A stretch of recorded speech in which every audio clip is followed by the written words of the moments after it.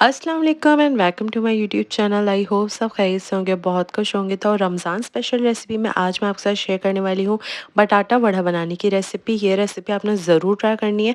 बहुत जल्दी और बहुत ही ज़्यादा मज़े की बनती है। बहुत मज़े का ये पोटैटो स्नैक है। आपने इसको ज़रूर इफ्तार में ट्राई करना है और वीडियो को एंड तक लाजमी देखिएगा। चैनल को लाइक शेयर सब्सक्राइब करना मत भूलिएगा। तो चलिए स्टार्ट करते हैं, देखते हैं कि ये बटाटा वड़ा किस तरह बनेगा। सबसे पहले यहाँ पे जो है वो मैंने तकरीबन 3 से 4 अदद जो है वो आलू ले लिए थे, जिसको मैंने जो है इस तरह से बिल्कुल बारीक क्यूब्स में कट कर लिया था। उसके बाद 2 कप पानी में मैंने इसको बॉईल होने रख दिया था।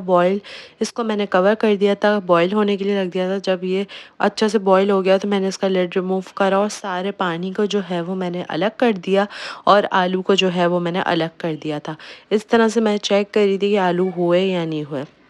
आलू बिल्कुल गल चुके थे। अब जो है मैंने इनको एक बाउल में निकाल के इस तरह से मैश कर लिया। बहुत अच्छे से इसको जो है ना हमें बिल्कुल मैश कर लेना है। मैश करके इसको एक साइड पे रख देंगे। अब जो है हमने एक पैन में 2 टेबल स्पून ऑयल लिया था। उसके अंदर मैंने 1 टीस्पून जो है वो ज़ीरा ऐड किया।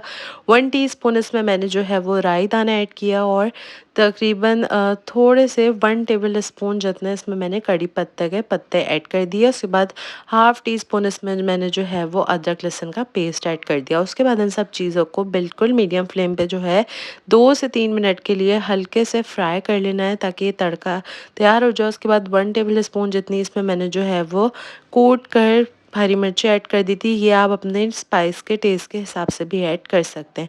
उसके बाद यहाँ पे जो है वो मैंने आलू का मिक्सचर ऐड कर दिया। आलू का मिक्सचर ऐड करने के बाद इन सब चीज़ों को हमने अच्छे से मिक्स कर लेना है ताकि सारे इंग्रेडिएंट एक दूसरे में मिक्स हो जाएँ। उसके बाद इसमें नमक ऐड करना है अपने टेस्ट के अकॉर्डिंगली और यहाँ पे जो है वो हल्दी हमने ऐड करनी है 1 टीस्पून। मैंने पहले हाफ़ टी स्पून ऐड की थी ताकि मैं चेक कर सकूँ कि कलर कितना आ रहा है, लेकिन मुझे इसका कलर कुछ कम लगा। बटाटा वड़ा जो है वो येलो होता है तो इसीलिए मैंने इसमें हाफ़ टी स्पून और हल्दी ऐड कर दी थी ताकि एक इसका ये प्यारा सा येलो सा कलर आ जाए।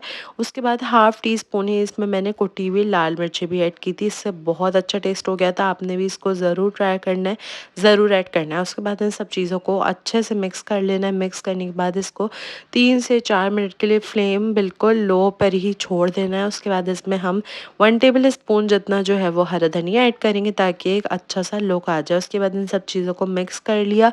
मिक्स करने के बाद इस आलू के मिक्सचर को ठंडा करने मैंने रख दिया था। जब ये ठंडा हो गया तो मैंने इसकी जो है वो इस तरह से बॉल्स बना ली थी। हाथ में थोड़ा सा मिक्सचर लेना है और इस तरह से इसको सर्कुलर मोशन में घुमाना है और ये इस तरह से बॉल्स बनकर तैयार हो गई थी। बहुत जल्दी बन गई थी, बहुत ईज़िली बन गई थी।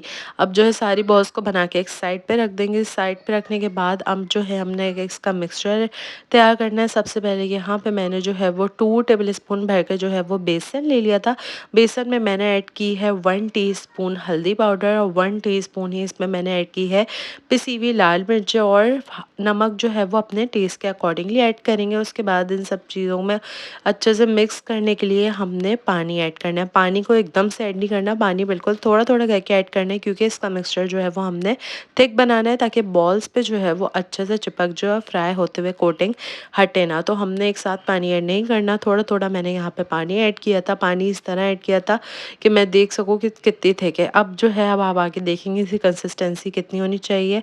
यहाँ पे मैंने बिल्कुल पिंच जो है वो अजवाइन ऐड किया और बिल्कुल पिंच ही इसमें बेकिंग सोडा ऐड किया।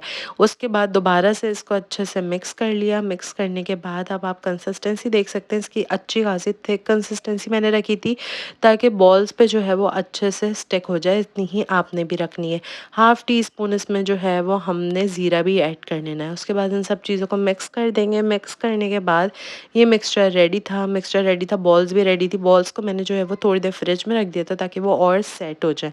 उसके बाद हमने इस तरह से जो है वो बॉल्स को कोट करना है। कोट करते हुए बहुत ध्यान रहे कि कोटिंग कहीं से भी हटे ना, इसीलिए मैंने हाथों से नहीं स्पून से इसको ऐड करा था।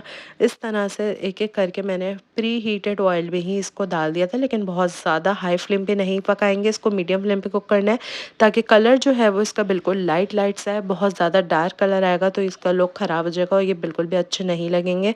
जब ये इस तरह से गोल्डन ब्राउन हो गए थे तो अब ये इसको मैंने जो है वो निकालना था। बहुत अच्छे ये जो है वो बिल्कुल पककर तैयार था और बिल्कुल लाइट लाइट से गोल्डन से ये बनकर तैयार हो गए थे। इसको मैंने निकाल लिया था। निकालने के बाद मैंने इसको जो है वो गरमा-गरम ही चटनी के साथ, मीठी चटनी के साथ सर्व किया था, जिसकी रेसिपी ऑलरेडी मेरे चैनल पे अपलोडेड है। मैं डिस्क्रिप्शन बॉक्स में फिर भी उसका लिंक ऐड कर दूँगी और ये बहुत ज़्यादा मज़े के बने थे। तो आपने भी इस रेसिपी को इफ्तार में ज़रूर ट्राई करना है और कमेंट सेक्शन में मुझे फीडबैक ज़रूर दीजिएगा कि ये रेसिपी कैसी लगी।